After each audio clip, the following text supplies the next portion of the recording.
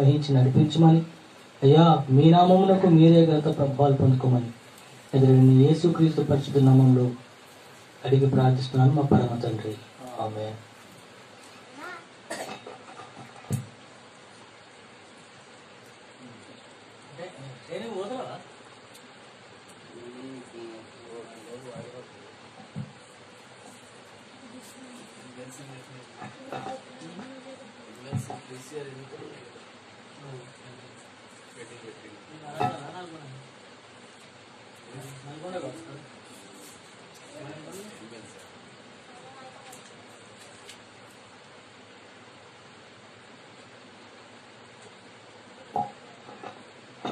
హల్లెలూయా.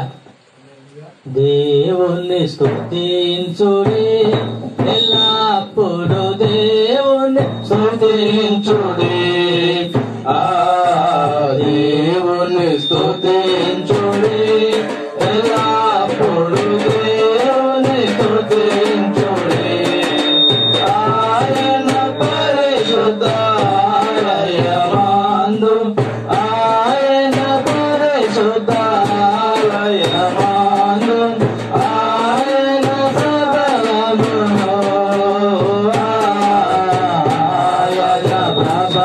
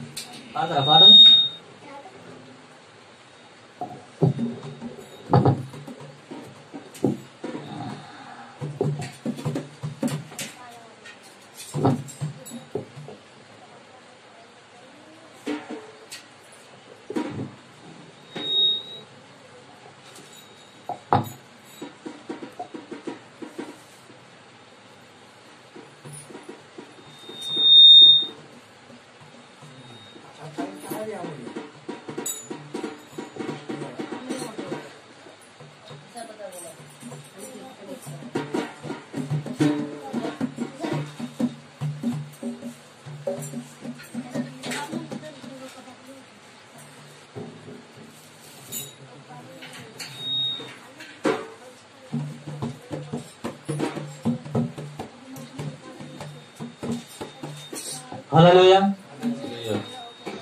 బలియైతివా నా యేసయ్యా, బలియైతివా నా యేసయ్యా, నా పాపము కొరకు, నా దోషము కొరకు, నా పాపము కొరకు, నా దోషము కొరకు, బలియైతివా నా యేసయ్యా, బలియైతివా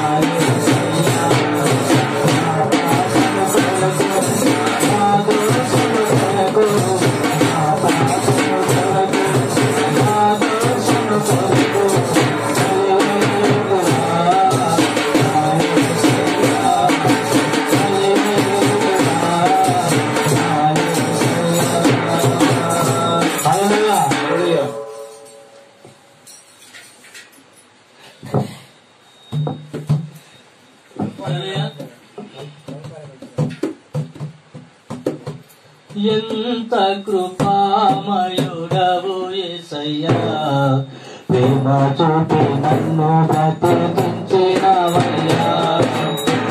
ఎంత కృపామయుడవు యేసయ్యా, ప్రేమ చూపి నన్ను బ్రతికించినవయ్యా.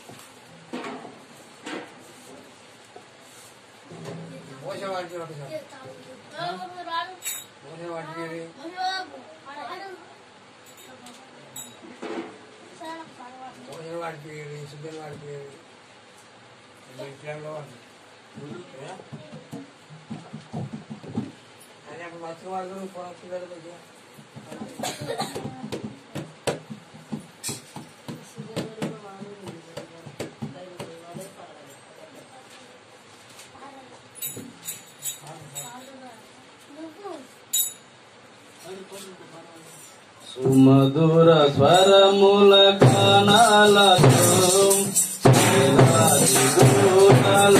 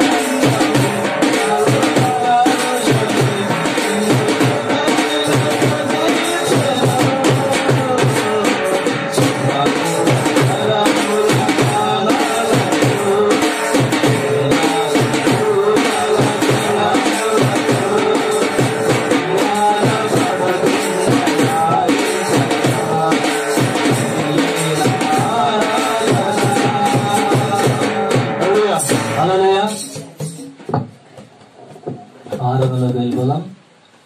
ఆరాధనలోకి వెళ్ళిపోయే ముందు మనం చిన్న ప్రార్థన చేసుకుందాం. పరిశుద్ధుడా, ప్రేమగల తండ్రి యేసయ్య, నీ ఘనమైన నామాన్ని బట్టి వందనాలు.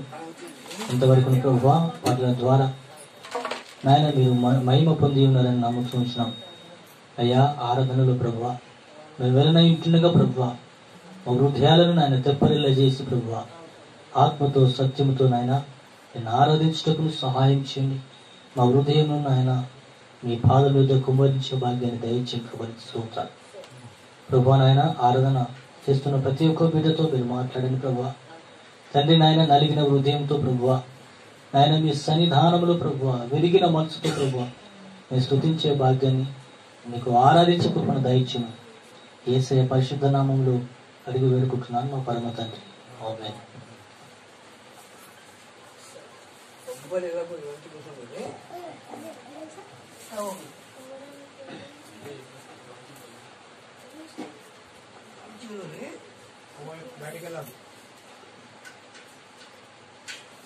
మరి దావీదు రాసినటువంటి కీర్తన మరి 65వ కీర్తన మనము క్లుప్తంగా మరి చదువుకొని మరి ధ్యానించుదాం.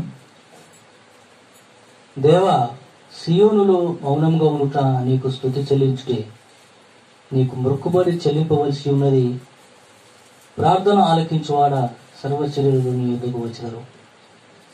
నా మీద మోపబడిన దోషములు భరింపజాలనివి. మా అతిక్రమముల నిమిత్తం నీవే ప్రాయశ్చిత్తం చేయదు.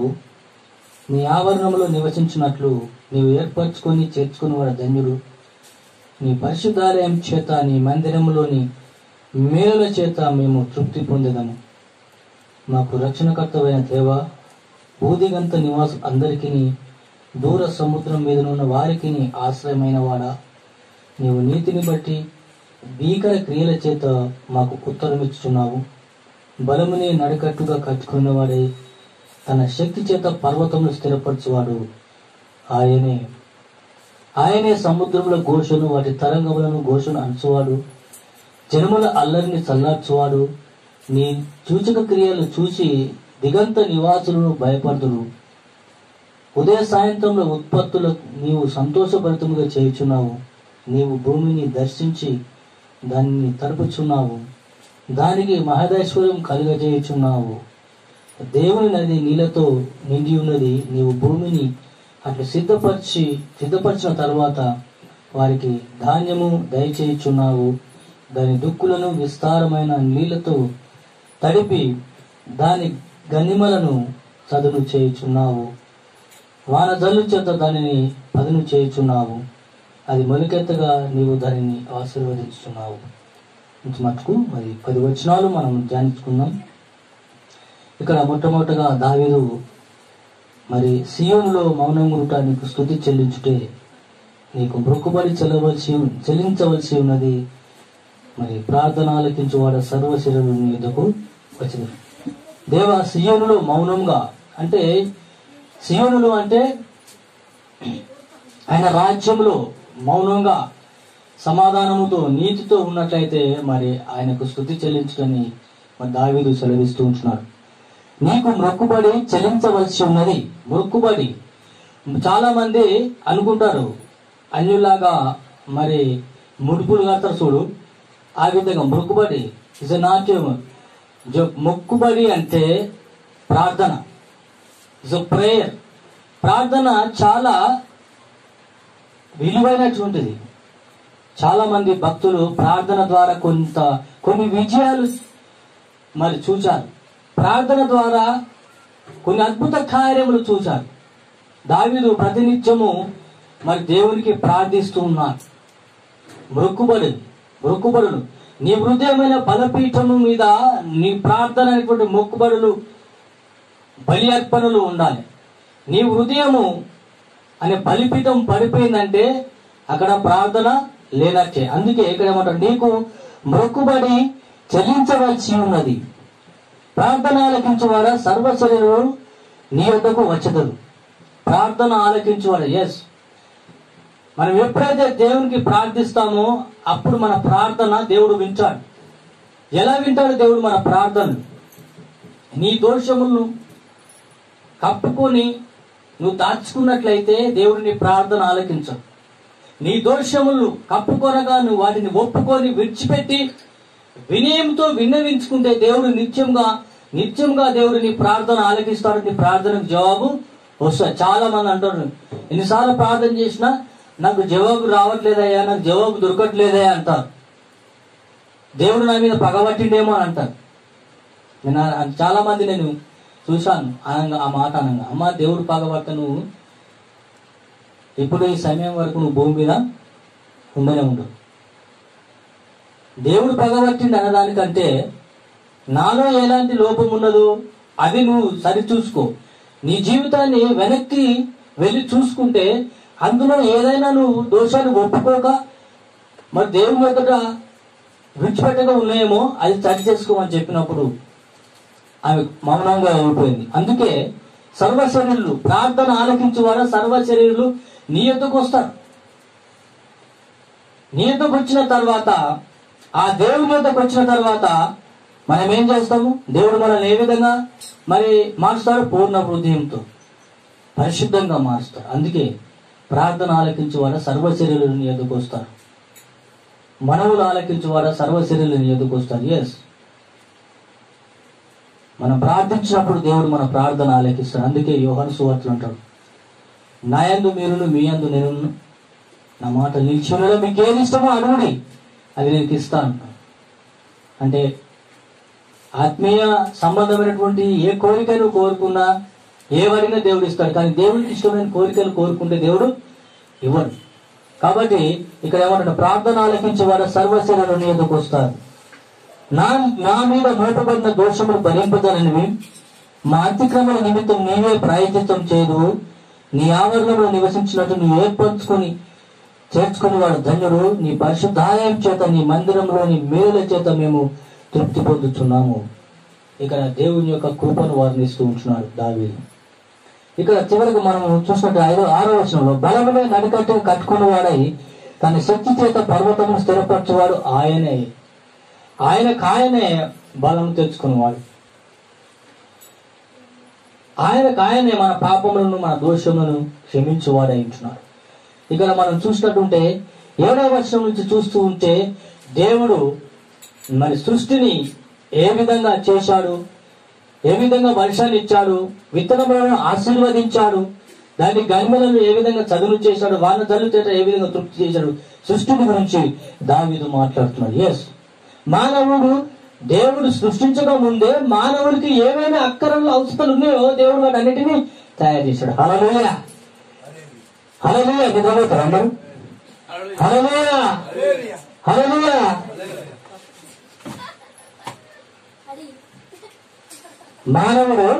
మానవుడికి ఏవేవి అక్కర ఉన్నాయో అవన్నీ దేవుడు చేశాడు. వాక్యం సరిగ్గా ఇంతలేదు, మీ మనసులో ఎక్కడ పోతున్నాయేమో. ఉత్తి కట్టి ఎక్కడ ఉంది, మనసు అంతా ఎక్కడ ఉంది. హల్లెలూయా అంటే కూడా హల్లెలూయా అంటలేదు. మానవుని దేవుడు సృష్టించక ముందే మానవునికి ఏమేమి అవసరతలు ఉన్నాయో, అక్కరలు ఉన్నాయో అవన్నీ ముందుగానే దేవుడు చేశాడు. చేసిన తర్వాతనే మానవుని దేవుడు సృష్టించాడు. కాబట్టి ఇక్కడ ఆయన సృష్టిని గురించి మాట్లాడుతున్నాడు దావీదు. ఎందుకంటే ఆయన సృష్టి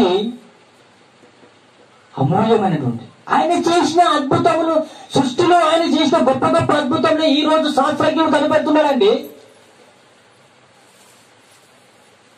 వీటికన్నా ముందుగానే దేవుడు చేశాడు. వాటిని కనుగొనడానికే మానవుడు ప్రయాసపడుతున్నాడు. చంద్రమండలంలో వెళ్ళడానికి జ్ఞానం ఎవరు ఇచ్చాడు?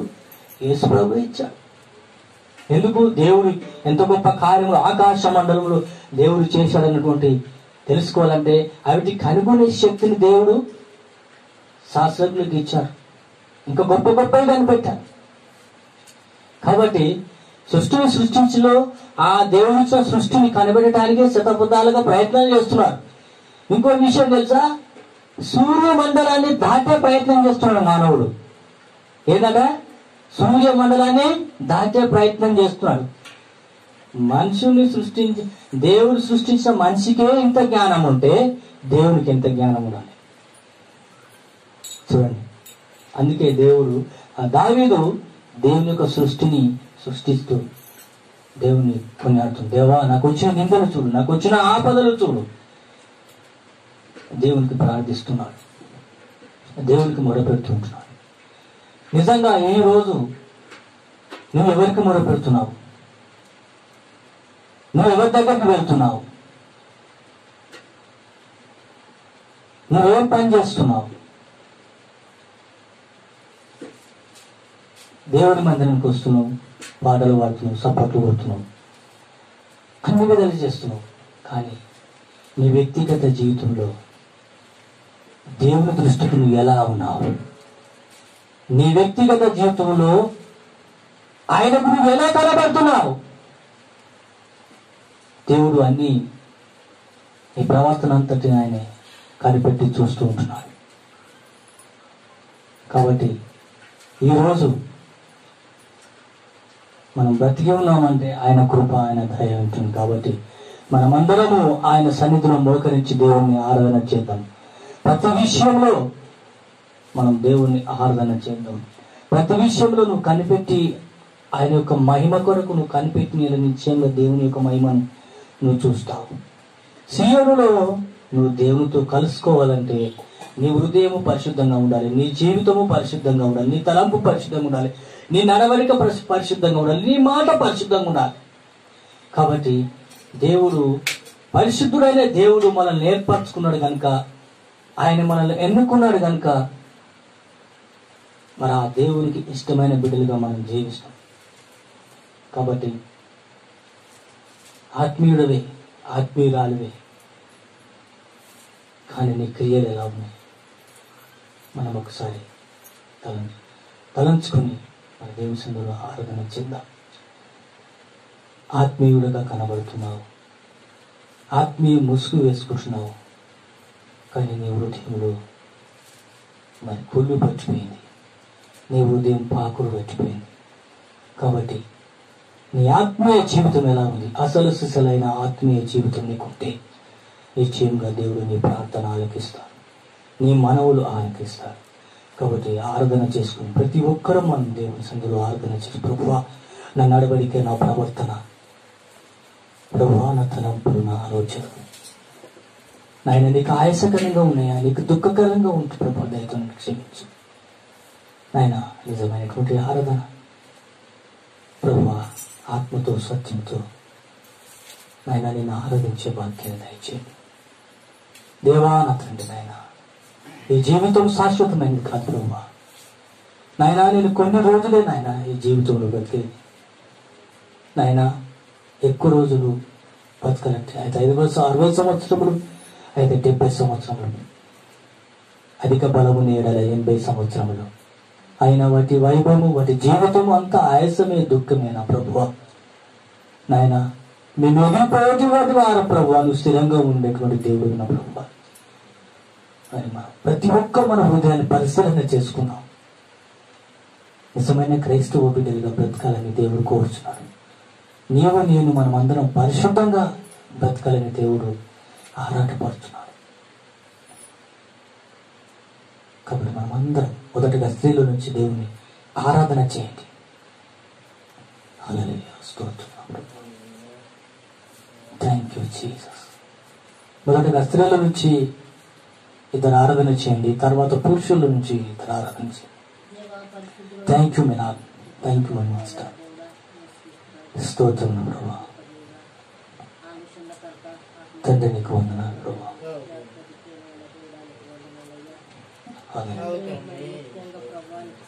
స్తోత్రం ప్రభా. అవును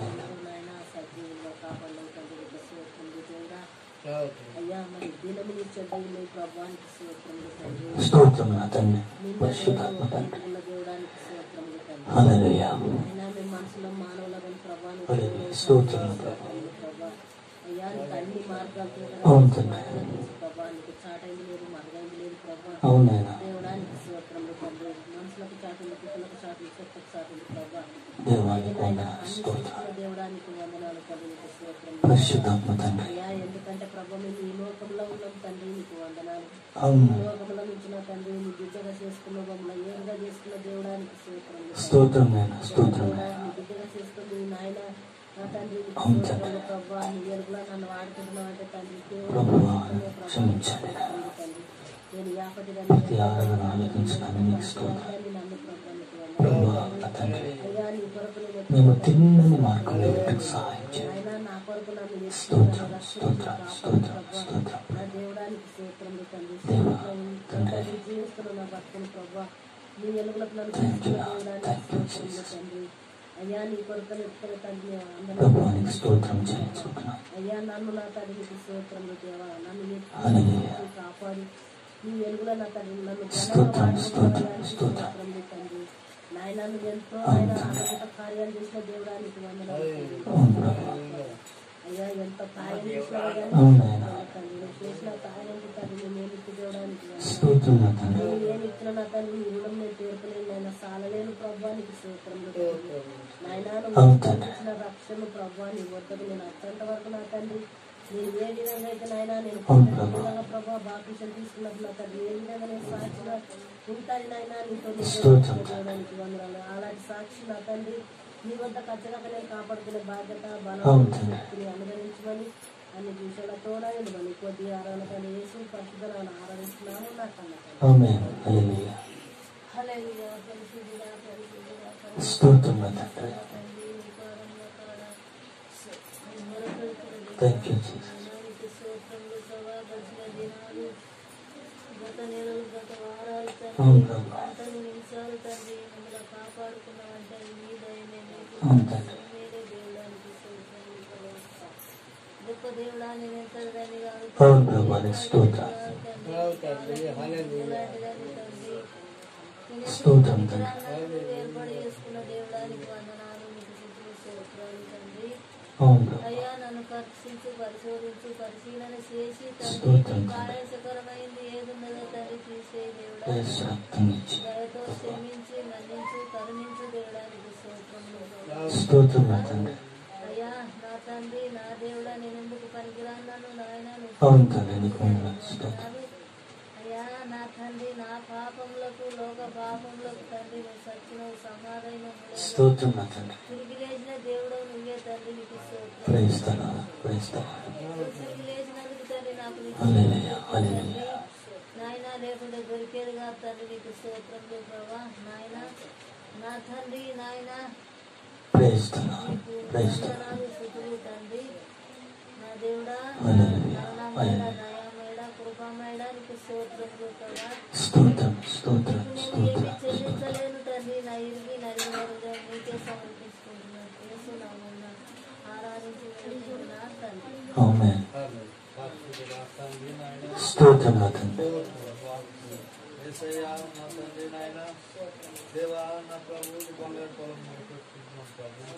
స్తోత్రం నా తండ్రి. స్తోత్రం స్తోత్రం స్తోత్రం స్తోత్రం స్తోత్రం. అవును తండ్రి. అవును తండ్రి. అవును ప్రభా.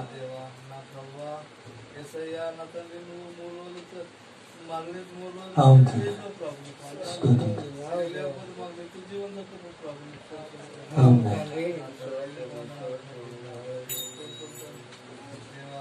స్తోత్రం స్తోత్రం స్తోత్రం ప్రభా.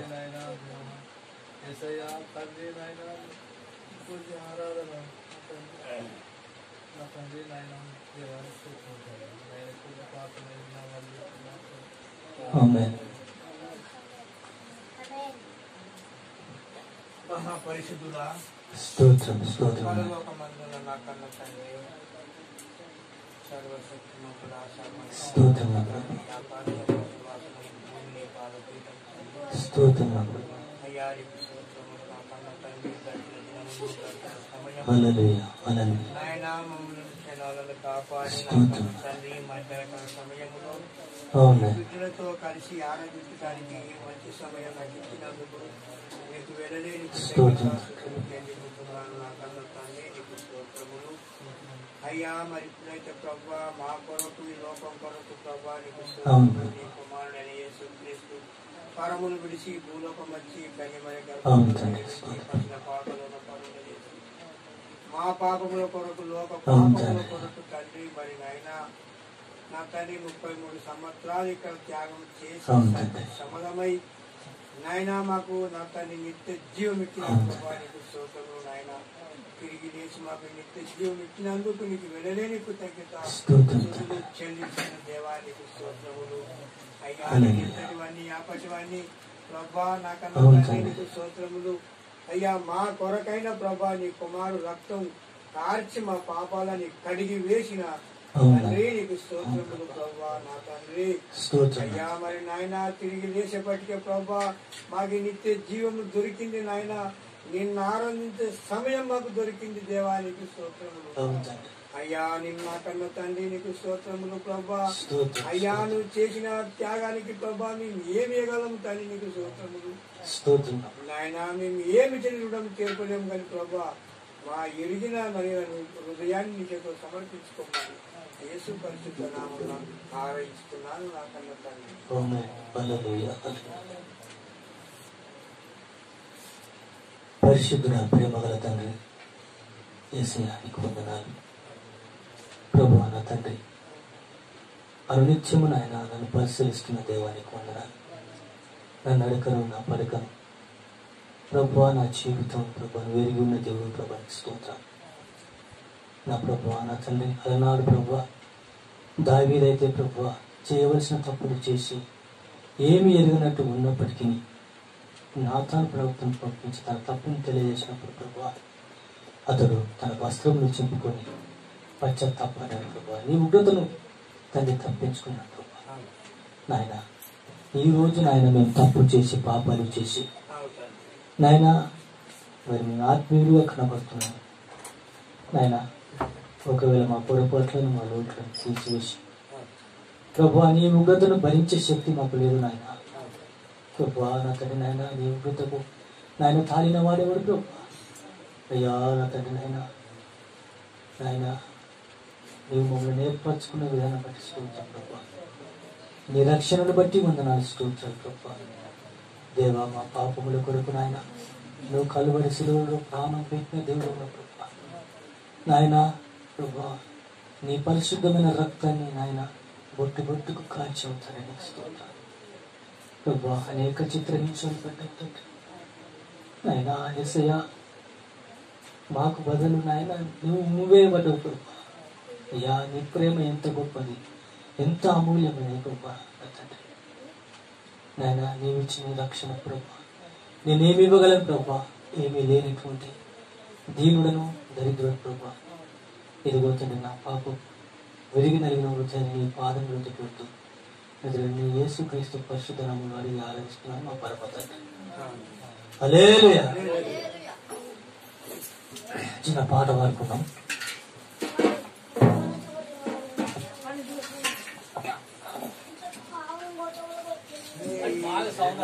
వెళ్ళకుంటుందా నవ్వద్దు నాన్న.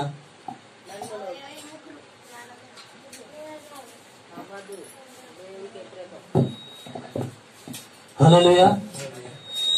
నడిపిస్తాడు నా దేవుడు శ్రమలోనైనా నన్ను విడువడు.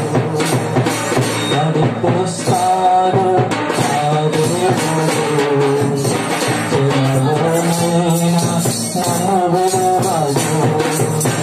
అడుగులు కనబడునా అడుగులు కనబడునా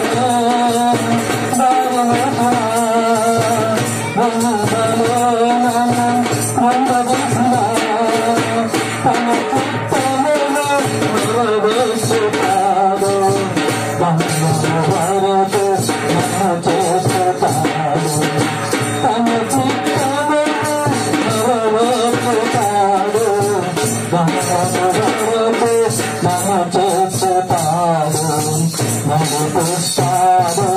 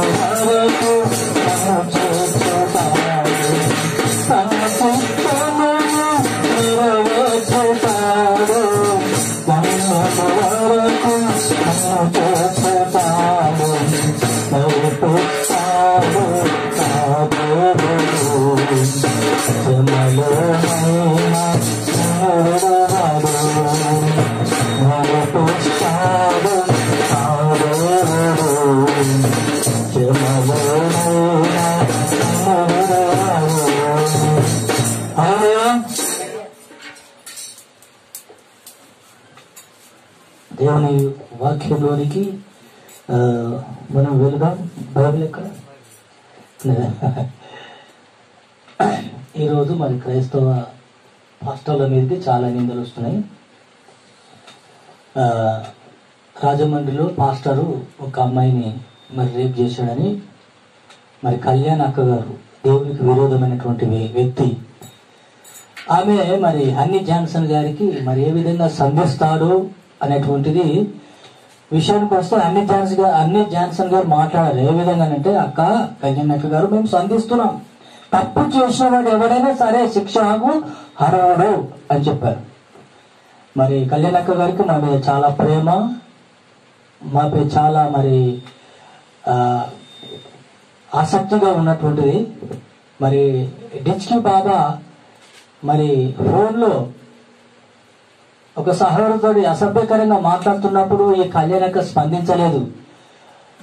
మరి అనేకమైన దొంగ బాబాలు సెల్లతో వ్యభిచారం చేస్తున్నప్పుడు అప్పుడు కూడా ఈ కళ్యాణక్క స్పందించలేదు, మీడియా ముందుకు రాలేదు.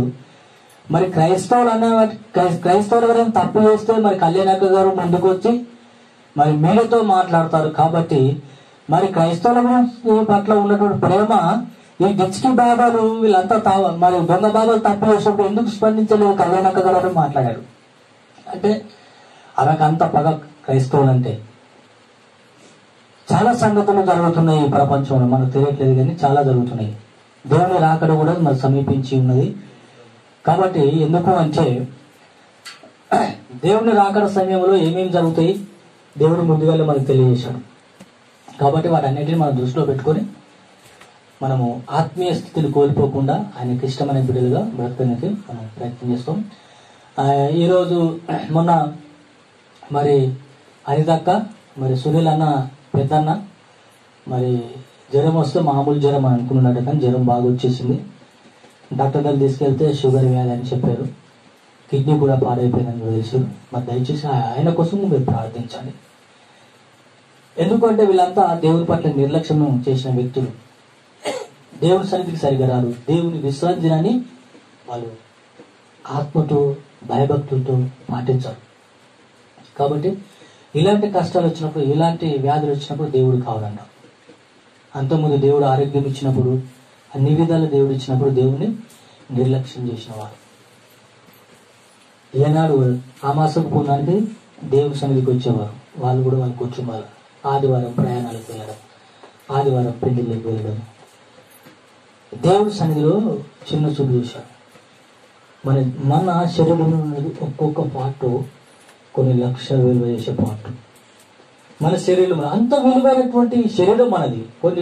మన శరీరం మొత్తం కొన్ని కోట్లకు విలువ చేస్తాడు. మన శరీరమే అవయవాలు కొన్ని కోట్లకు విలువ చేస్తుంది. అవయవాలు దొరకడం కష్టం. ఈరోజు అవయవం పాడైపోయిందంటే ఎంత నరకమో చూడండి. దేవుడు ఇచ్చిన అవయవాలకు ఎంత విలువైంది చూడండి. ఒక కిడ్నీ కావాలంటే, ఒక కొత్త కిడ్నీ కావాలంటే సర్వసామాన్యంగా దొరకదు. లక్షలు కావాలి ఆ కిడ్నీ దొరకాలంటే. అదే మరి దేవుని యందు నువ్వు భయభక్తులు కలిగి ఉంటే ఏ వ్యాధి కూడా నీ దరిచేరదు. ఒకవేళ దరిచేరినప్పుడు కూడా దేవుడు స్వస్థపరుస్తాడు. దేవుడు అంటున్నాడు, ఇజికియా దగ్గరికి దేవుడు యెషయా ప్రవక్తను ప్రవేశించినప్పుడు, ఇజికియా నువ్వు చచ్చిపోతున్నావు, నువ్వు బ్రతకవు కనుక దీపం ఉండగా నేను చక్కబెట్టుకో తేల్చేసి చెప్పేశాడు. కానీ ఇజికియా ఏం చేశాడో తెలుసా? వినయంతో కన్నీటితో దేవుని సన్నిధిలో విన్నవించుకున్నాడు, ప్రార్థించాడు. ఎవరైనా రాజు దగ్గరకు నువ్వు చచ్చిపోతున్నావు, నువ్వు బ్రతకవని చెప్తారు వాళ్ళ. ఒక రాజు ఒక్కరే ఉంటాడా? రాజు బంధువులు ఉండొచ్చు, రాజు చుట్టాలు ఉండొచ్చు, అందరూ ఉండొచ్చు. ఆ మాట చెప్తే ఊరుకుంటారా? యెషయా ఒక ముచ్చట. ఇప్పుడు నేను బాగలేదనుకో, ఒక ముచ్చట. అదే మోసం వచ్చి సుమారు నువ్వు బ్రతకవు, దేవుడు చెప్తున్నాడు నువ్వు చచ్చిపోతావు కనుక నీ దీపం ఉన్న నీళ్ళు తక్కువ పెట్టుకోవాలంటే ఊరుకుంటారా? నలుగురు చుట్టాలు కానీ బంధువులు కానీ ఎవరైనా ఊరుకుంటారా? అదేవిధంగా రాజు చెప్పిండు, ఈ రాజుకు చెప్పిండు యెషయా ధైర్యంగా వెళ్ళి చెప్పిండు. కానీ రాజు ఏం చేస్తే గోడ తట్టు తన ముఖాలు తెప్పుకొని కన్నీటితో ప్రార్థన చేశాడు. ప్రభువా, నా జీవితంలో ఏ విధంగా నీకు యథార్థంలో సేవ చేశానో దయచేసి ఒకసారి జ్ఞాపకం చేసుకొని కళ్యాణం వేసినప్పుడు ఈ యెషయా రాజు ఇల్లు దాటక ముందే మళ్ళీ దేవుడు మాట్లాడి, నువ్వు కన్నీళ్ళు విడిచి నీ ప్రార్థన నేను విన్నాను కాబట్టి నీకు ఇంకా 15 సంవత్సరాల ఆయుష్ నీకు ఇస్తున్నాను అని చెప్పేసి దేవుడు అన్నాడు. ఈ రోజు మనకు కుదరని వ్యాధి ఉండొచ్చు, రోగం ఉండొచ్చు, బాధ ఉండొచ్చు. కానీ నేను ప్రకటిస్తున్న నా దేవుడు చెప్తున్నాడు, ఆయన మన ఆయుష్ను పొడిగించు దేవుడై ఉన్నాడు. హల్లెలూయా. ఎప్పుడు నువ్వు వినయముతో కన్నీటితో దేవుడికి మొరపెట్టినప్పుడు, విన్నవించుకున్నప్పుడు దేవుడు తప్పకుండా నీ ప్రార్థన వింటాడు. మన మొర ఆలపిస్తూ ఉంటాడు. ఏమంత ఆత్మ నశించిపోవడం, చచ్చిపోవడం దేవుడికి ఇష్టం లేదు. అందరూ కావాలి దేవునికి. 99 గొర్రె పిల్లలను విడిచిపెట్టి ఆయన ఒక్క గొర్రె కోసమే వెళ్ళి వెతికి తన భుజం మీద వేసుకుని ఆ మందలో కలిపిండు దేవుడు. కాబట్టి అంతా ప్రేమామయుడు మన దేవుడు. సొలొమోను అన్య స్త్రీలను పెళ్లి చేసుకున్నప్పుడు దేవుడు ఎన్నోసార్లు ఆ సొలొమోనుతో దేవుడు మాట్లాడినా సొలొమోను దేవుని మాట లెక్క చేయలేదు. కొన్నిసార్లు మనం తప్పు చేస్తున్నప్పుడు మన హృదయంతో దేవుడు మాట్లాడతాడు. అప్పుడే మనం పశ్చాత్తాపడాలి. ప్రభువా, నా హృదయంలో ప్రేరేపించబడినది అది వాస్తవమే ప్రభువా. ఎప్పుడైతే నువ్వు ప్రార్థించి దాన్ని విడిచిపెడతావు, దేవుడు ఆయన సన్నిధి నీకు ఎప్పుడు తోడుగానే ఉంటుంది. మేము బెక్కునూరు వెళ్ళాం. బెక్కునూరు వెళ్ళి ఒక సహోదరి కుటుంబానికి వెళ్ళినప్పుడు తలుపులు వేసి ఉన్నాయి. బ్రదర్, మరి తలుపులు వేసినాయి కదా, మనం వెళ్దామా తిరిగి అంటే, లేదు బ్రదర్, ఆమె ఇంట్లోనే ఉన్నది, బహుశా ప్రార్థన చేస్తున్నట్టుంది అని అనుకున్నాం. ఒక గంట అయింది, 2 గంటలు అయింది. 2 గంటలన్నరకు ఆమె డోర్ తీసింది. అమ్మ ప్రైజ్ లేదంటే ప్రైజ్ రాదమ్మా అన్నాను. అన్న తర్వాత, అయ్యో పాస్టర్ గారు మీరు ఎప్పుడు వచ్చారు ఏమో, నేను ప్రార్థనలో ఉన్నాను అట్లా ఇట్లా అంటే, అవునమ్మా ఇంతసేపు మరి ప్రార్థన చేస్తున్నావు, మరి దేనికోసం ప్రార్థిస్తున్నావు అంటే, అయ్యా నా భర్త పనికి వెళ్ళాను, నా భర్త కోసం ప్రార్థన చేసిన. నా కుమారు నా కుమార్తె కాలేజీకి వెళ్ళారు, వారి కోసము ప్రార్థన చేసిన అయ్యా అంటే. భర్త పనికి పోతే భార్య ఏం చేస్తుంది తెలుసా? ప్రార్థన చేస్తుంది. పనిలో ఏ ఆటంకం రాకుండా సహాయం చేయి. పిల్లలు కాలేజీకి వెళ్తున్న పిల్లల కోసము బాధ్యత కలిగి ప్రార్థన చేస్తాం. కొంతమంది అయితే ప్రార్థనే చేయరు. నేను చాలా ఆశ్చర్యం చేశాను.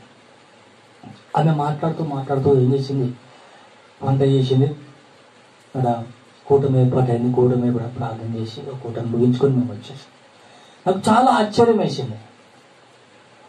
ఒకసారి నేను ప్రయాణం వెళ్తున్నప్పుడు ఒక ట్రైన్లో, బహుశా నేను ఫస్ట్ సెమిస్టర్ ముగించుకొని నేను వస్తున్నాను. వచ్చిన తర్వాత ఒక యవ్వన స్త్రీ ఏం చేసింది తెలుసా? నా పక్క మా సీట్లో కూర్చుండి, మా ఎదురుగా కూర్చుండి గడికి బైబిల్ తెరిచి చూస్తుంది. 10 నిమిషాలు చూస్తుంది, మళ్ళా మూసేస్తుంది. నేను అనుకున్నాబ్బా ఇంత ఆత్మీయురాలు, ఇంత ఎవరి వయసులో ఇంత ఆత్మీయురాలు, చాలా గొప్ప ఆత్మీయురాలు అని అనుకో నేను చాలా సంతోషపడ్డాను.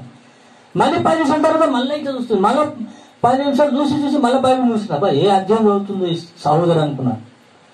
లాస్ట్కి వచ్చేసరికి ఒక అబ్బాయి ఫోటో బైబిల్ నుంచి కింద పడింది.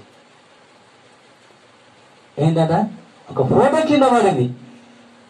అమ్మ ఫోటో ఎవరిదంటే నేను ప్రేమిస్తున్న వ్యక్తి అండి అంటే ఆమె చదివింది బైబిల్ కాదు, గడికి బైబిల్ తెలిసి ఆ ఫోటో చూస్తుంది 10 నిమిషాలు. ఫోటోలు బైబిల్లో పెట్టుకుంటే ఎంత దారుణం అండి. అందుకే మన ఆత్మీయ జీవితము మరి పక్కదారి పట్టకూడదు. మనం స్ట్రైట్ గా దేవుని సన్నిధికి వెళ్ళాలి. అదొకటి మనం దేవుని యొక్క ప్రసంగంలోకి వెళ్దాం. మార్కు సువార్త 5వ అధ్యాయం 1వ వచనం నుంచి కొన్ని వచనాలు మనం చూసుకున్నట్లయితే ఒక ఎవిడెన్స్ 3 సంఘటనలు అక్కడ మనం చూస్తూ ఉంటున్నాం. ఆ 3 సంఘటనలో మొట్టమొదటిది సేనాను దయ్యం పట్టిన వ్యక్తి. సేనాన్ని దయ్యం పట్టిన వ్యక్తి మరి ఆ అద్దరికి మరి యేసుప్రభు దూర దిగగానే ఆ సమాధిలో తింటున్నటువంటి ఆ యొక్క యేసుప్రభును చూసి పరిగెత్తుకొని వచ్చేసిందట. ఏమెత్తుకొని పరిగెత్తుకొని వచ్చి వినయముతో మరి దేవునితో మాట్లాడుతున్నది ఆ దయ్యము. సర్వరకమైన దేవుని కుమారుడా నాతో నీకు ఏమి పని, సర్వోన్నతమైన దేవుని కుమారుడా నాతో నీకేమి పని అంటుంది. కాలము రాకముందు మనం నశింపజేయవచ్చువా, దానికి కూడా తెలుసు తీర్పు దినం ఉండదని. హల్లెలూయా. దయ్యానికి తెలుసు తీర్పు దినం ఉన్నదని, కానీ అది భయపడుతుంది, కానీ మనుషులు మాత్రం భయపడలేదు. నాకు ఒక తీర్పు దినం ఉన్నది, నేను చేసిన ప్రతి క్రియ మరి అక్కడ తీర్పు దినంలో స్క్రీన్ లెక్క, టీవీ లెక్క, సినిమా లెక్క కనబడుతుందని చెప్పేసి ఆ భయం ఉంటుంది. ఆ యేసు ప్రభు ఆ దోణ దిగగానే దయ్యం ఏం చేసిన పరుగున వచ్చి మరి బహు వినయముగా మోకరించి అయ్యా సర్వోన్నత దేవుని కుమారుడు నాతో నీకు అంటుంది. ఆ వ్యక్తి దయ్యం పట్టిన వ్యక్తి ఎట్లుంటాడో మీకు తెలుసు, మనకందరికి తెలుసు. సమాధుల్లో తిరుగుతూ కేకలు వేస్తూ తన్ను గాయపరుచుకుంటూ అనేకులు వాడిని గొలుసుతో పట్టి బంధించినప్పుడు ఆ గొలుసుడు మన తాను దగ్గర చెప్పేశాడు. ఎవరు వాడిని సాధుపరచలేకపోయినప్పుడు, ఎవరిని వాడిని అదుపు చేయలేకపోయారు, బహుశా వాని కన్న తల్లిదండ్రులు అనుకోవచ్చు, ఏంటి నా కుమారుడికి ఇంత గతి పట్టింది, నా కుమారుడిగా బాగుపడా, వాని జీవితం ఇంతేనా, వాడి సమాధానంలో తిరగవలసిందేనా. ఆయన తల్లిదండ్రులకు వారు 2వ వారే కావచ్చు, 3వ వారే కావచ్చు, మొదటి వారే కావచ్చు, చివరి వారే కావచ్చు, లేకపోతే ఒక్కడే కొడుకు కావచ్చు, కానీ వాని కోసం వాని తల్లిదండ్రులు ఎంత తపన పడరు, ఎంత ఆయాసపడ్డారు, ఎంత దుఃఖపడ్డారు, ఎంత కన్నీరు కాల్చారో మనం అర్థం చేసుకుంటే అర్థమవుతుంది. కానీ ఆ దయ్యం పట్టిన వాడు మరి యేసు ప్రభువును చూడగానే పరిగెత్తుకుని వచ్చి బహు వినయంగా మరి దేవుని కుమారుడా నాతో నీకేం పని అన్నప్పుడు దేవుడు అడుగుతున్నాడు, ఎవరు నువ్వు, నీ పేరేమి అంటే నా పేరు సేన, మేము అనేకులము. ఎంతనట? అనేకులము అంటున్నా, అనేకమ సైన్యం. అది అయ్యా నీవు మమ్మల్ని వెళ్ళగొట్టిన ఎడలా దూరంగా ఆ కొండ దగ్గర పందెం వేసుకుని అందులోకి మాకు పర్మిషన్ ఇయ్యా అంటే వెళ్ళు అన్న. వెంటనే ఆ పందులు ఒకరిక ఒకటి ఆ సముద్రంలో పడి చచ్చిపోయినాయి. ఇంచుమించు ఎన్నట 2000 పందులు, 2000 పందులు సముద్రంలో పడి చచ్చిపోయినాయి. అంటే మన లోపల ఎన్ని దయ్యాలు ఉన్నాయి? 2000 దయ్యాలు ఉన్నాయి. సేన అంటే 2000 దయ్యాలు. ఆ 2000 దయ్యాలు ఒక్క మనిషిలో ఉంటే ఆ మనిషి పరిస్థితి ఎట్లా ఉంటది, వారి జీవిత విధానం ఎట్లుంటది. ఇది చూసిన కొందరు పందుల కాపలు పరుగున పోయి గ్రామంలో చెప్పి ఆ గ్రామంలో ఉన్న వాళ్ళందరూ తీసుకొని వచ్చారు. తీసుకొని వచ్చిన తర్వాత ఆ యొక్క దయ్యం పట్టిన వాడు బాగుపడి మంచిగా బట్టలు ధరించుకొని యేసు ప్రభు యొక్క పాదం మీద కూర్చుంటూ చూసినట్టు మీ ప్రజలందరూ చూసి ఏం చేశాడు తెలుసా, దయచేసి మా ఊరిని విడిచి పొమ్మన్నప్పుడు ఈ యొక్క దయ్యం పట్టిన వారు ఏమంటున్నా తెలుసా, నన్ను కూడా నీతో ఉండనిమయ్యా అన్నప్పుడు, వెళ్ళము, నువ్వు వెళ్ళి మొదట మీ తల్లిదండ్రులకు నువ్వు కనబడము, దేవుడు నీకు ఎట్టి కార్యం చేసి నువ్వు వెళ్ళి ప్రకటించమని చెప్పినాడు. ఆ గ్రామం అంతా సువార్త ప్రకటించాడు. యేసు ప్రభు ఎందుకు ఆయన ఆ అద్దరి గుండా వెళ్ళి ఆ గెరసల దేశంలోకి వెళ్ళాడు తెలుసు? దేవునికి ముందుగానే తెలుసు. ఒక ఆత్మ అక్కడ నశించిపోతుంది, ఒక ఆత్మ మరి పీడింపబడుతుంది. కాబట్టి ఆ నా తండ్రి అనే దేవుడు ఆ గ్రామమునకు వెళ్ళి అతన్ని స్వస్థపరిచాడు. మనం ఒక విషయాన్ని మనం చూసుకున్నట్టుంటే, ఆయన సమరయ గుండా వెళ్ళవలసి వచ్చాను అని ఒక మనం బైబిల్ గ్రంథంలో మనం చూస్తూ ఉంటున్నాం. ఆయన సమరయ గుండా ఎందుకు వెళ్ళవలసి వచ్చిందంటే, అక్కడ స్త్రీ పాపములో జీవిస్తుంది, నశించిపోయేటువంటి జీవితం ఉంటుంది కాబట్టి, వ్యభిచార జీవితం జీవిస్తుంది కాబట్టి, ఆ వ్యభిచార కూపంలో నుంచి ఆ స్త్రీని బయటకు నడిపించడానికే ఆయన మిట్ట మధ్యాహ్నము ఆయన బావి దగ్గరికి వచ్చాడు. యూదులకు సమరయులకు సాంగత్యం లేదు, వాళ్ళు మంచి మాట లేదు. యూదులు వచ్చినప్పుడు సమరయులు రావద్దు, సమరయులు వచ్చినప్పుడు యూదులు రావద్దు. యూదులు సమరయులను అంత నీచంగా చూసేవారు. కానీ ఈ సమరయ స్త్రీ ఒక్కటే నీళ్లు చేరుకుంటూ వచ్చినప్పుడు ఆ యేసు ప్రభు ఆ సమరయ స్త్రీ యొక్క ఆ పాపాన్ని బయట వచ్చినప్పుడు ఆమె తప్పును ఒప్పుకొని, అయ్యా నువ్వు దేవుని కుమారుని ప్రవక్త అని చెప్పి, దేవుడు మన పాపాలను బయట పెట్టి మనల్ని అవమానపరచడం కాదు, కానీ నీవు పరిశుద్ధంగా పరిశుద్ధరాలుగా జీవించాలని ఆయన కోరిక. హల్లెలూయా! ఆయన కోరిక ఏంటిది? నువ్వు పరిశుద్ధంగా ఉండాలి. నాబోతు మంచి ఆత్మీయుడు, అహాబు దుర్మార్గుడు. ఆ నాబోతు యొక్క తోట రాజు యొక్క అహాబు నగరకు ఆనుకొని ఉండదు చూసి, నాబోతు దగ్గరికి వచ్చి, నీ తోట నాకు ఇయ్యు, అవసరం అనుకుంటే నీకు ఇంతకైనా మంచి భూమి ఇస్తా, లేకపోతే పైసలు కలిస్తా అన్నప్పుడు నాబోతు ఏమన్నాడు తెలుసా, ఇది నా పిత్రార్జితం, నేను నీకు ఇది ఇయ్యనొల్లవరదు అన్నప్పుడు, ఒక ఆడామె లేక మూతి ముడుచుకుని అన్నపానం లేక పనుకున్నప్పుడు యెజబెల్ అడుగుతుంది, అదెంతటి పని, చిటికలో నీకు ఇస్తా అన్నాడు. అవును, అధికారము ఆమెది, రాజ్యము ఆమెది, అని రాని కాబట్టి ఏం చేసింది, ఆ నాబోతును చంపించేసింది ఆ యెజబెల్ రాను. వెంటనే దేవుడు ప్రత్యక్షమై తిప్సుడని ఏలెక్కుతూ మాట్లాడినప్పుడు అప్పుడు అహాబు అంటున్నాడు, నా పగవాడా నీ కంట్లో పడితేనా. ఏమంటున్నాడు? నా పగవాడా నీ కంట్లో పడితేనా. ప్రవక్త పగ ఎందుకు అవుతాడండి? నువ్వు పాపం చేసినావు కాబట్టి ఆ పాపం నీకు తెలియజేసి దేవుడు చెప్పాడు కాబట్టి, దేవుడు చెప్పిన మాట అక్కడ చెప్పాడు కాబట్టి నువ్వేం చేయాలి? దానికి పశ్చాత్తాపడాలి. ఏం చేయాలి? పశ్చాత్తాపడాలి.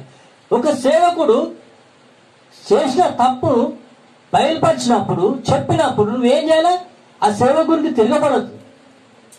సేవకుడు చెప్పింది నీ మేలు కోసమే, ఎందుకు నువ్వు పశ్చాత్తాపడతావని, ఆ పాపాన్ని విడిచిపెట్టి నువ్వు దేవుడికి దగ్గరగా జీవిస్తావని చెప్పేసి ఒక సేవకుడు నీ తప్పు నువ్వు తెలియజేసినప్పుడు నువ్వేం చేయాలి అంటే దాన్ని ఒప్పుకొని విడిచిపెట్టాలి. కానీ ఇక్కడ అహాబు ఏమంటుంది తెలుసా, నా పగవాడా నేను కంటపడుతున్నా.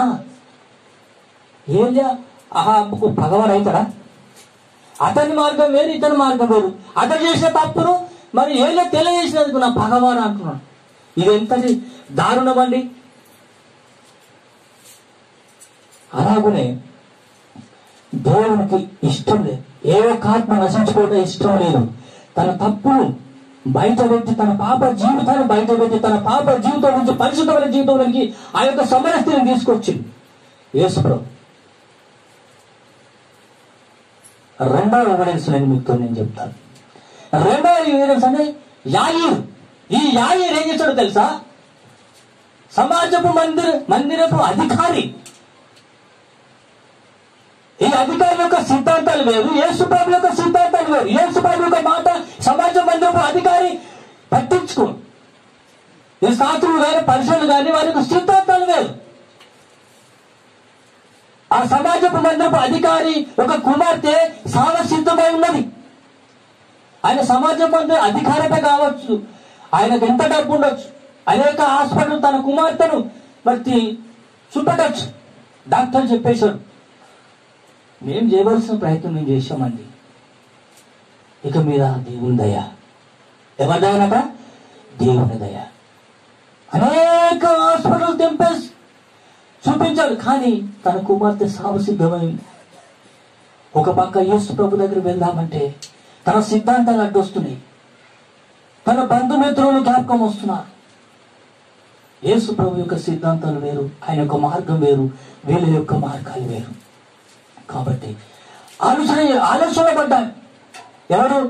ఈ సమాజ మందిరపు అధికారిని యాయీరు ఏం చేశాడంటే ఆలోచనలో పడ్డాడు. నా ఒక్కగానే ఒక కూతురు సావసిద్ధమై ఉన్నది, నా కూతురు చచ్చిపోయిన తర్వాత నాకు అంత ఆస్తులు ఉంటే నాకు ఏమీ అక్కరా అని చెప్పేసి వెనక ముందు ఆలోచించకుండా ఈ యాయీరు వెళ్ళి యేసు ప్రభు యొక్క పాదం మీద పడ్డాడు. హల్లెలూయా! యేసు ప్రభు యొక్క పాదం మీద పడ్డాడు. అయ్యా, నా కుమార్తె సావసిద్ధమైనది, నువ్వు వచ్చి బాగు చేయి, నా బిడ్డను ముట్టు చెప్పేసి కన్నీటితో ప్రార్థన చేసిరండి. కన్నీటితో యేసు యొక్క పాదం మీద పడ్డాడు. అంతమైన మరొక సంఘటన. ఏమిటి ఆ సంఘటన? 12 సంవత్సరాల నుంచి రక్తస్రావం గల స్త్రీ. ఈ 3 ఎవిడెన్స్ ఒకేసారి జరుగుతుంది. 12 సంవత్సరాల నుంచి రక్తస్రావంతో బాధపడుతున్న స్త్రీ. ఆ స్త్రీ యేసుని గురించి విన్నది, యేసే దగ్గరకు వచ్చింది, ఆయన వస్త్రపు చెంగు ముట్టింది. ఆమెకు అర్థమైపోయింది ఏమని? నా బాధ నివారణ అయింది. ఆమె అంటుంది, ఆమె అనుకున్నది ఎవరికి చెప్పకుండా నేను కాముగా వెళ్ళిపోతానని అనుకున్నది. కానీ యేసు ప్రభుకు తెలుస్తున్నట్టు ముట్టిందెవరు? నాలో నుంచి ప్రభావం వెళ్ళిపోయింది, నాలో నుంచి స్వస్థత పోయిందని చెప్పేసి ఆమె ఎవరు అని కనుక్కోవాలని చెప్పేసి ఎవరు నన్ను ముట్టినప్పుడు శిష్యులు అంటున్నారు, అయ్యా ఇంత జన సమూహం ఉన్నది, ఒకరి మీద ఒకటి పడుతున్నారు, మరి ఎవరు నన్ను ముట్టినని అంటున్నావా బోధకుడు అని చెప్పేసి అంటున్నారు. లేదు లేదు, నన్ను ఎవరు తాకారు, నాలో నుంచి ప్రభావము వెళ్ళిపోయింది. ఆమె గడగడ గడగడ గడగడ పలుకొచ్చు. ఆమె ముందుకు వచ్చినప్పుడు, కుమారి నీ విశ్వాసం నేను స్వస్థపరచను, ధైర్యం గలదని వెళ్ళము అన్నాడు. ఇంతలో మరొక వార్త వచ్చేసింది. ఎవరి దగ్గరికి? యాయీరు దగ్గరికి. నీ కుమార్తె చనిపోయింది, ఇక బోధకుని శ్రమ పెట్టకు. ఏమంటుంది? నీ కుమార్తె చనిపోయింది, ఇక బోధకుని ఎందుకు శ్రమ పెడతావు అనవసరంగా అంటే అప్పుడు అన్నాడు, లేదు లేదు, నువ్వు నమ్మిక మాత్రం ఉంచు అని చెప్పాడు. దేవుడు వెళ్ళాడు, అక్కడ ఏడ్చున్నాడు. గుణం చేసిన వారితో వెళ్ళి, మీరు ఎందుకు ఏడుస్తున్నారు? ఈ చిన్నది నిద్రిస్తున్నదే కానీ చనిపోలేనప్పుడు వీడు ఒక పిచ్చోడు అని చెప్పి హేళన చేశాడు. లోపలికి వెళ్ళాడు, చెయ్యి పట్టి తల్లి తక్కువ అన్నాడు. చిన్నదాన లేవు అని లేచి ఆ అమ్మాయి 12 సంవత్సరంలో ప్రాయము గలది. యేసు ప్రభు ఆ కుమార్తెను తన తండ్రి చేతికి అప్పగించాడు. ఈ రోజు నువ్వు నేను మనమందరము ఎవరి చేతిలో ఉన్నాం? ఇష్టానుసారమైన జీవితాన్ని జీవించే మార్గంలో వెళ్తున్నావా, లేకపోతే నీ తండ్రి యొక్క మార్గంలో భయభక్తులు కలిగి నువ్వు జీవిస్తున్నావా? ఈ 3 సంఘటనలు మనం చూసినట్లయితే ఈ రక్తస్రావ స్త్రీ కూడా ఎంతో డబ్బు ఖర్చు పెట్టింది, ఎంతో వ్యయం చేసింది. తన దగ్గర చిల్లి గవ్వ కూడా లేదు. నలుగురిలోకి వెళ్ళలేదు, నలుగురితో మాట్లాడలేదు, నలుగురితో నవ్వలేదు. కానీ ఎప్పుడైతే యేసు ప్రభు గురించి ఈ స్త్రీ విన్నదో, ఎప్పుడైతే యేసు ప్రభును ముట్టిందో, ఆమె బాధ నివారణ. ఈ రోజు మనకు ఉండొచ్చు, ఎన్నో బాధలు ఉండొచ్చు, ఎన్నో సమస్యల గుండా వెళ్తుండొచ్చు, ఎన్నో వ్యాధుల గుండా వెళ్తుండొచ్చు. కానీ నాకు తెలియకపోతుండొచ్చు. నేను ప్రకటిస్తున్నటువంటి నా దేవుడికి తెలుసు నువ్వు ఏ సమస్యతో బాధపడుతున్నావో, ఏ సమస్యతో నువ్వు కృంగిపోతున్నావో, ఏ సమస్యలతో నువ్వు దిగమంక అవుతున్నావో నా యేసయ్యకు మాత్రం తెలుసు.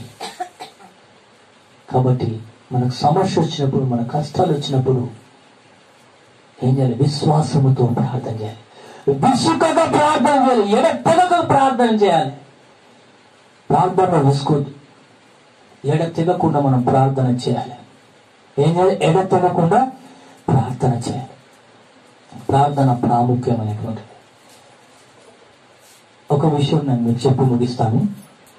ఒక చేపను నీళ్ళ నుంచి తీసి ఒడ్డుకేసిరు అనుకోండి, ఆ చేప క్షేమంగా ఉంటుందా, లేకపోతే కదలకుండా ఉంటుందా, లేకపోతే కదులుతుందా?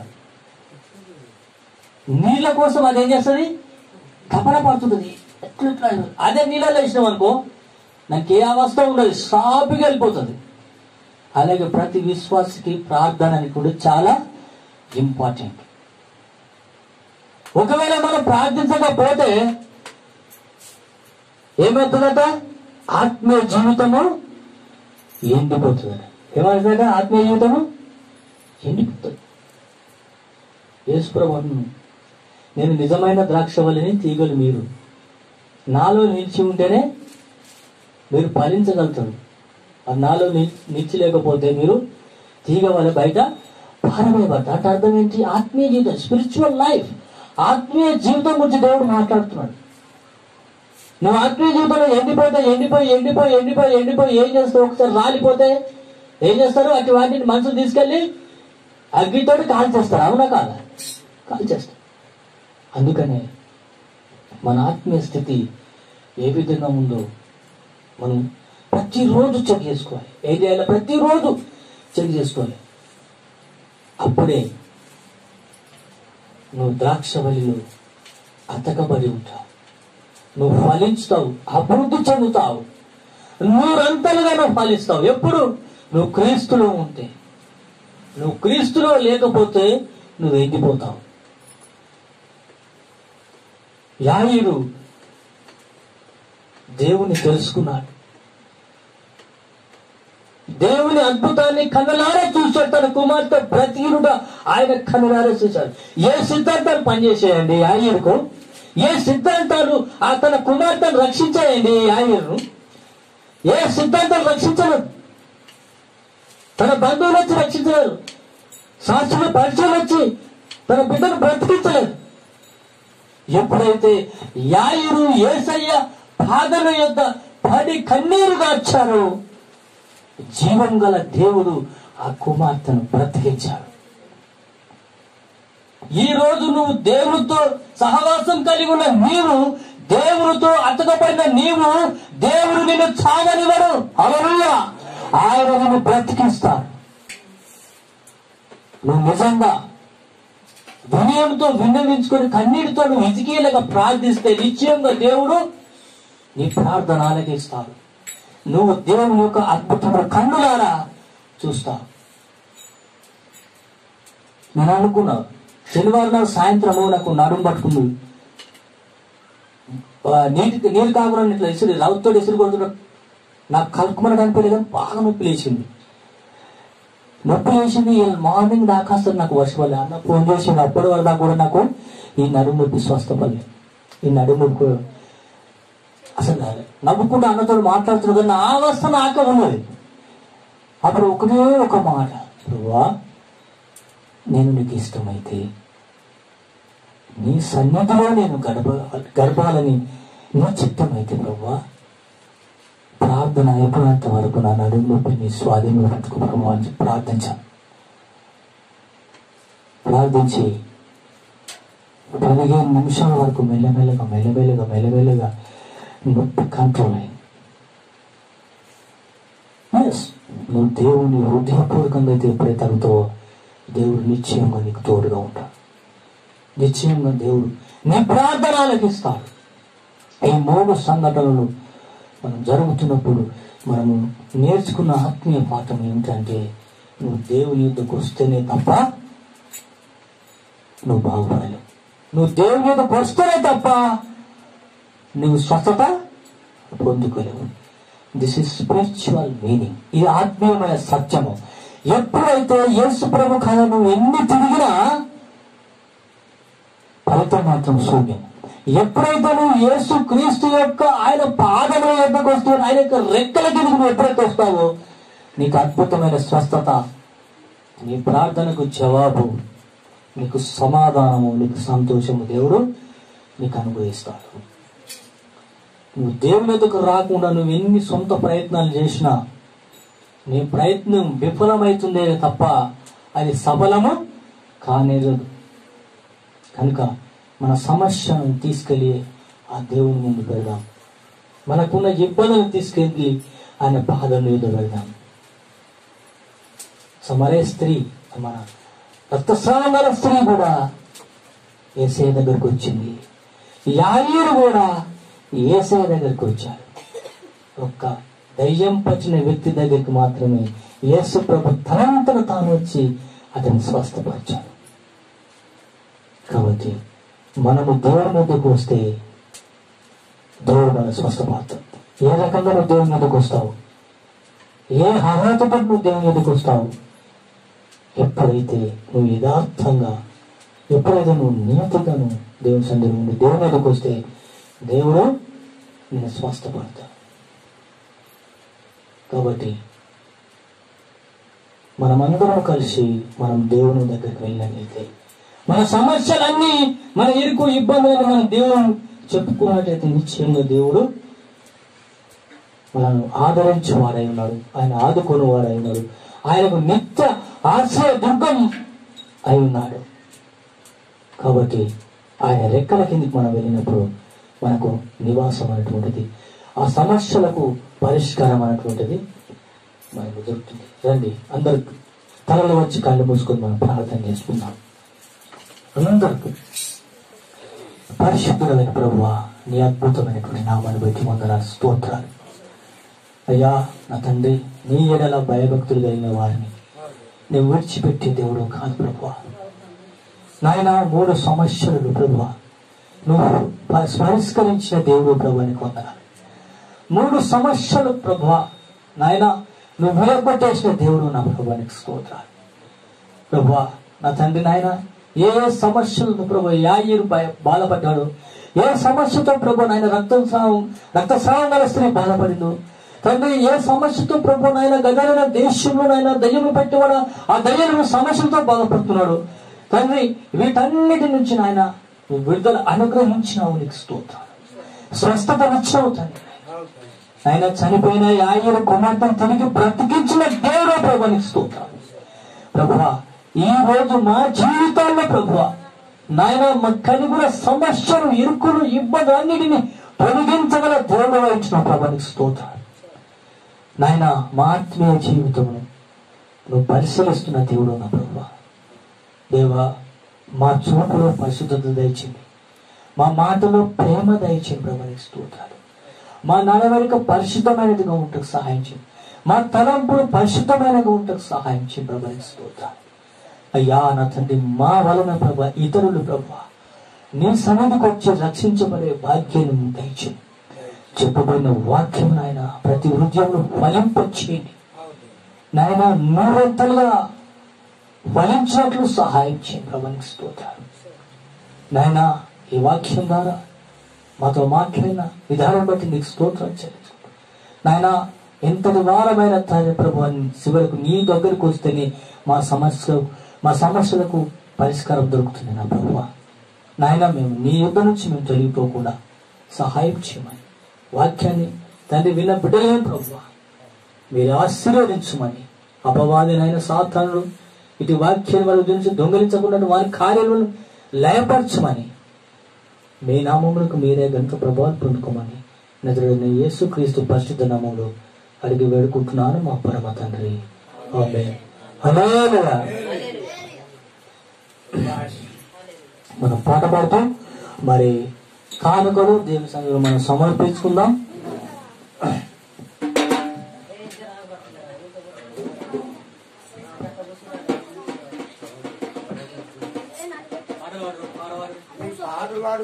ఇప్పుడు అంతా మరి ఏం లేదు,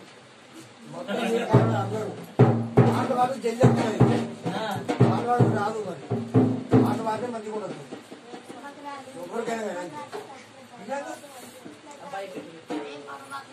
పాటలు పాడితేనే అందరికి వస్తాయి. అది పువ్వులకైనా అర్థం కాదు.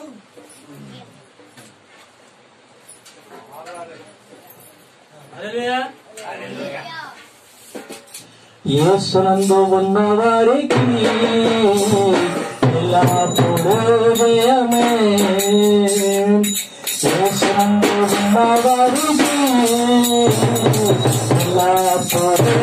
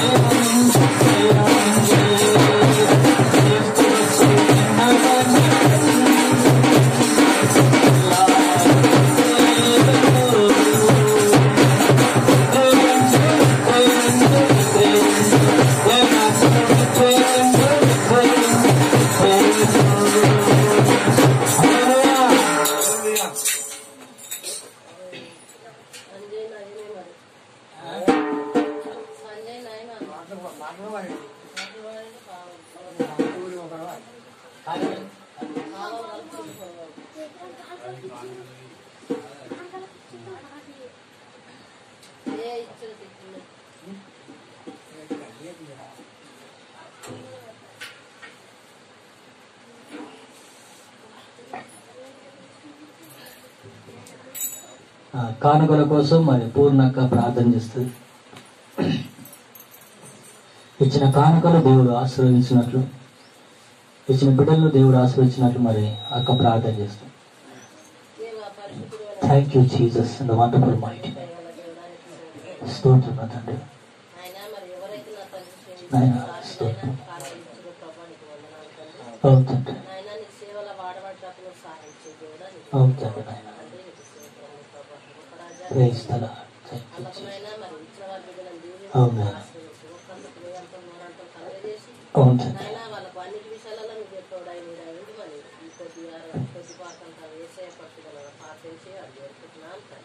ముగింపు ప్రార్థన చేసుకుందాం.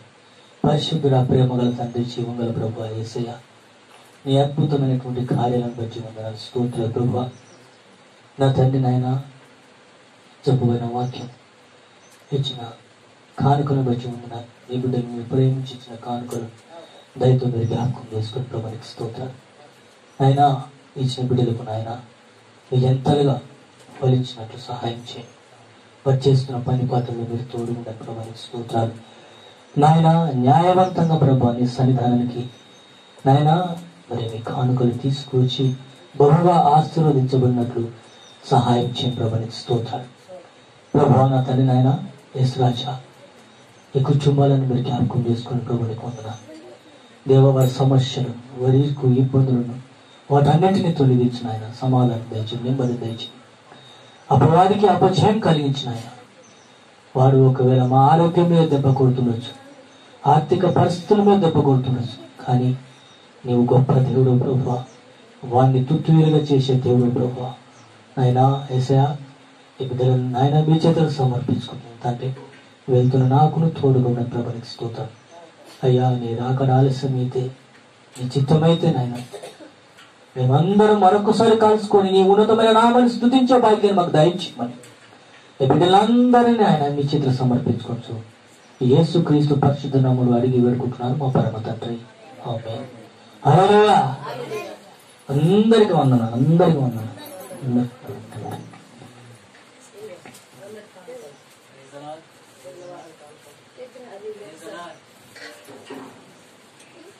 పోయిన వారం ఎట్లా ఇస్తాము మరి ఇట్లా అని చెప్పకపోతే పోయిన వారము అంత ప్రిపరేషన్ అయినా అన్నీ అయితే పెట్రోల్ కారు పెట్టింది.